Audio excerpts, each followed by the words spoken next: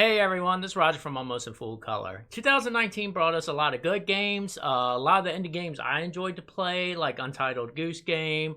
My Friend Pedro came out. We had Call of Duty, of course. That was actually pretty good. But overall, this was a pretty good year for games. But something we ain't talked about really was the worst game of 2019. So I scoured the internet to find the worst game. And what came up was Eternity: The Last Unicorn. I had to make sure I said that right. This game came out by Void Studios on March 5th, 2019. And Void Studios is out of Brazil, and it was published by a company called 1C Publishing out of Russia. And from Void Studios, this seems to be their first game. It seemed like they had other contracts by looking at their website, but this is their first release of a game. This was released on the PS4, and that was the one that got the worst review. I bought it on the PC because it was $5, and I don't plan on like reimbursing that. I've reviewed their game; they deserved $5. I just didn't want to pay $20 for something I didn't have no expectations of playing again. So the game came out normally for $20. So I thought of this as an arcade game. This wasn't like a full release game. The Metacritic review score was a 36 for the PS4, a 39 on the PC. So I didn't feel like I was gaining anything too much with the PC. And the same complaints I found on each of the reviews matched. So that wasn't a big concern to me. So the story was inspired by Norse mythology. And basically how this game was marketed was a classic game mechanics to bring back the nostalgia feeling to players. That was in the description for the game on the website, the official website, and everything else I read. And basically the story is the elves had 4 unicorns, and basically witchcraft came and witches came along and cursed 3 of them, and you got to save the last unicorn. This is important because the unicorns gave the elves eternal life. So Eternity, the Last Unicorn, figure out the name of the game there. And you play as 2 people. The second one's like this god Viking, I don't know how to describe his character, and then you also play as an elf. And then it also describes as you're traveling through mesmerizing locations, meet fantasy characters, and fight to protect the elves' immortality. So I'm going to start off with the graphics and sound. Don't forget they said nostalgic feel. This game reminded me of either late PS1 or PS2, and it seems to go back and forth when I play this. The graphics did look like a PS2 game to me. But overall, like, it wasn't horrible. My mind kind of went back to, okay, PS2 style. This isn't to today's standards, but like when I went to go to the crafting guy, it was this giant tree thing and there was a dragon. They didn't look too bad. Some of the other stores, you talk to this like gremlin looking guy, didn't look bad. And the bosses didn't look horrible either. Again, I'm taking an approach of PS2 here, but kind of the like ads you fight, the smaller bad guys, they didn't look great to me at all. So there was some hope in the graphics there. The sound was dull. I remember I don't really get too much of a sound when I died. The soundtrack was this music that it just didn't draw me in. It was very forgettable to me. So it was just like I even forgot there was music at times playing. The other problem I had was there was just no dialogue. It starts off with this book telling you a story, and it didn't look bad. Then it goes into this art style cutscenes where it's like these motion pictures, and it just lost me there. There was just no dialogue. When you talk to characters on the game, you had a cutscene, just no dialogue. There's a lot of reading. So it was like, okay, the sound department here, it just wasn't great to me. It was like, man, if we had some voiceovers, that would have at least made it more exciting. And again, the opening book cutscene wasn't bad. I was giving it a chance there, but then when it just started talking through the other cutscenes, I lost interest on that, and I couldn't tell you much of the story through my playthrough after that. So graphics-wise, it was PS2, sound wasn't there. So now we're going to get into the gameplay. I'm going to start off by saying the controls. The controls weren't bad. I read reviews that were saying like they were laggy, blah, blah, blah. I didn't really notice anything bad with the controls. I was able to dodge. One character had a block, but most of the time you do this like dash out the way or roll, and that's kind of how you dodge attacks. That worked responsive to me. Hitting, I didn't have no problems. So control wise, I didn't really have a problem. It felt like I was playing a PS2 game. The rest felt like a PS2 game, and that was all of the problems. First problem, fixed camera. We remember this in Resident Evil and all that. Fixed camera, you can't move it. It's just set up at some point in this little section of area you're running, and you go to the next one, and the camera will move. Of course, my problem was always I'm pushing up, and now I got to push down to go down because the camera moved. So I never liked this. You get the problem of backtracking in this game. So you backtrack pretty early. Like, backtracking is very important in this game, which is another negative immediately. But you're going to see your character running towards your camera a lot now. So the fixed camera was annoying, and then like even running into some bad guys, you just saw the bad guys back, and you were kind of stuck. And like I said, the backtracking was a problem in this game very early on. You have to find this. You find your second character like dying of thirst, and you find a canteen, and then you have to go get water, which of course is all the way in the back. Go do that, and you just start doing this backtracking again. And it gets real annoying when you get to the second character. Something happens to your first character, and that's how you switch to your second. And you go through the same process as the first character did, to only find out you can't go down the rope. So you have to backtrack all the way back and figure out what to do, which you have to go to the back, where when the first character, where you got the water, there's a boat, and that's where you're supposed to go. So it's a lot of backtracking, and that killed the game to me. The problem with this, also with the backtracking, enemies respawn. So when you kind of go forward enough, and you have to go backtrack, the same 3 enemies will appear again, and now you gotta refight them. So, again, another PS2 mechanic that I didn't like. The health in the game was a little odd to me. Sometimes I felt like I could take some hits, but if I ended up in a crowded area, I felt like 3 hits and I'm dead. Like, I didn't feel like I had much of a health bar at all. And this goes into the other problem I had with the game. When you die, you go back to a checkpoint. This checkpoint is established by the game, which usually means when you enter this new level. So how to classify the levels here, you had like, the beginning was this woods area. Then the second part was this cave. So once you entered the cave, that was counted as a level. So if you died in there, you went all the way back, which means you fight all the same bad guys again to get to the spot where you died, hopefully not to die again to move on, and hopefully hit some checkpoint to save there. You also have marked save spots, which are campfires, which is a problem I always have with games. I hate where you can't autosave, so you have to go to the fire. So then you got this thing of, should I backtrack to go to the fire or hope a checkpoint's coming up? So anytime I got near one of these, instantly saved probably like 500 times. So that was there with the saving points and the health. It just was weird, and the health was this circle on the top left, which I didn't mind, but the game didn't really direct me to that too well. Another problem I got caught with was animations.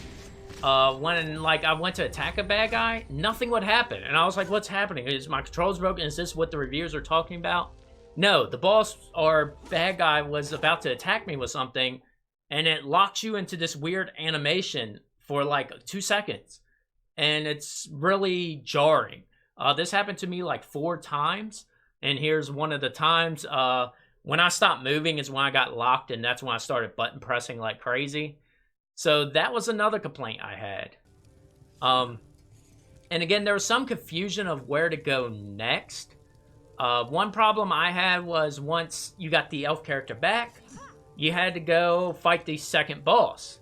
Well, this was unclear to me because when I ran out, I either missed this item or it was an old key laying down, but I ended up backtracking everywhere. I couldn't figure out what to do. I ended up actually looking online. Someone made a walkthrough. I was thankful for that. But there's this door to the right, and don't forget there's fixed cameras, so you could kind of barely see this door. I was supposed to pick up this key and go to the door, which is now very obvious to me, but now it was like, I didn't even notice that door until I read that. So there was just some confusion of like where to go. So it just felt like an older game to me. Combat overall was relatively easy. Think of an old boxing coach. You throw your 1-2 combo, go away. That was the fighting style that defeated most enemies here. I would go in, swing twice, dodge backwards. Swing twice, dodge backwards. Just repeat that, and it was easy to go. This problem came in with the boss fights because the first boss had a lot of health, and I was kind of worried. I got very Dark Souls feel with the health bar being so large. And it took a lot of damage when I got hit, but then when I realized it was this stick and move technique, the boss was really easy. The problem was it took forever. They would do this special move, which would hurt them a lot, and you could like knock them down probably like 15-20% health each time. But then the rest, it's just tedious. And I thought the first boss was real cool when it came out. And then once I learned this, and with the fixed camera being annoying too, you just lose interest. And the second boss, I don't understand how the second boss worked. You fought this giant spider, and he swung arms.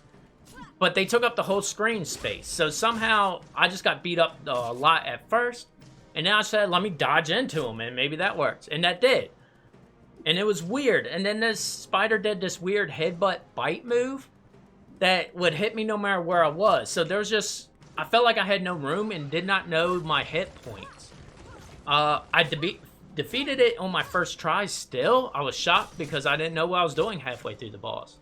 But once I kind of figured out stuff, it became super easy. And this kind of goes with the puzzles as well. This game marketed having puzzles. To get this guy unlocked from his jail cell, there's these 4 squares. I literally guessed the pattern and it worked. And I was really confused. The other puzzle I bumped into was these 4 headstones to unlock, like, graveyard. And at first, I just picked all 4 because it said you had to, like, give your alliance to them. So I did that, and then bad guys came out. Oh, this is probably what I had to do. So I fought them, still closed. Me, without reading, I had to put them in order by, like, grandparents to son. So once I figured that out, it was easy, but it was just kind of unclear. And it wasn't a hard puzzle. It was just like, I got bad guys to come out, which was my penalty for getting it wrong. But I just had no clue of knowing this. So the puzzles were not hard at all. They were just either kind of pointless or just, you had to figure out what you really had to do. It wasn't like the puzzle was hard itself. It was just you were left in the dark. And then when you took a little moment, it was like, oh, okay, that was easy. I wouldn't say it was like a challenging puzzle, though. So that was all the problems I had with the gameplay wrapped into one. Now let's get into the level design. The level design didn't impress me much. I didn't mind like the characters and bad guys that were in each of these levels. They kind of matched, but overall each section was very small. I didn't feel like this world was that big. With the backtracking, you go through it very fast, and you learn these levels really quick, and they're all like very linear. So it'll be just this one path you can walk, and they all always had like this fork in the road where you had 2 paths, and you just pick one, and usually it was a dead end, or you had these little hidden areas that you thought was a path that led to nowhere.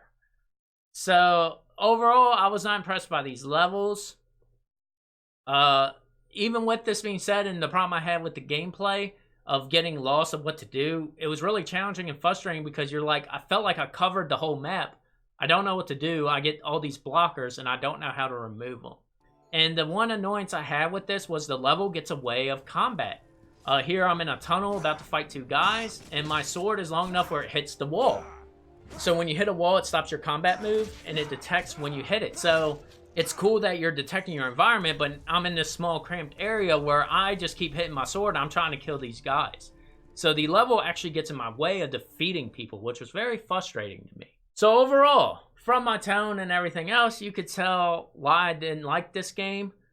And I do agree that this got its score that it got everywhere on Metacritic and all. I would have probably gave it a 40. But to be fair, waiting for my Letterkenny jokes here, this did capture its description. I felt like I was playing a PS2 game. If this came out in 2001, I probably would give it a higher score, to be honest, because it would have been like, oh, okay, here's this new PS2 game, starting this off. It had these features. That's cool. I would give it higher now. But now we are in 2019 going in 2020. This game doesn't work there. But what this actually did is it was a weird nostalgia of not like, oh, I want to play these old PS2 games. It was a nostalgia of like why games didn't work back then. Like we grown so much, and this helped picture that. Like we don't have fixed cameras anymore. We don't have, a lot of games don't even have these save points. It's like auto save, and if you die, you don't have to replay all this big chunk anymore. So you could tell game progression here. So like this game captured everything I hated about PS2.